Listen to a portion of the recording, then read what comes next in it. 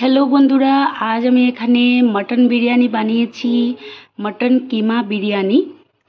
আর এই রেসিপিটি খুবই ভালো লাগে আমার। তো এটা হচ্ছে ফাইনাল লুক। এখন বসাবো দমে। আর এখানে মটন কষা, উপরে আমি বেরেস্তা ছড়িয়ে দিয়েছি। তো ছড়িয়ে ছিটিয়ে দিয়েছি, বেশ ভালো লাগে খেতে। আর এটা আজ খসা খসা করে করেছি। আমার ঝোলও ভালো লাগে মটনের, কিন্তু বিরিয়ানির সঙ্গে মটন কষাই ভালো লাগে। আর এই যে নলি পিসগুলো আমার বেস্ট লাগে খেতে।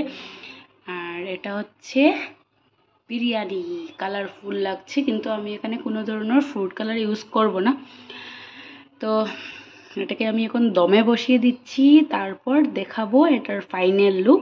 নেক্সট ভিডিওতে আমি দেখাবো এটার ফাইনাল লুক। আর এখানে একটু বেরেস্তা বেঁচে গেছে, এটাও ভাবছি দিয়ে দেব। তাহলে টাটা, দেখা হচ্ছে নেক্সট ভিডিওতে।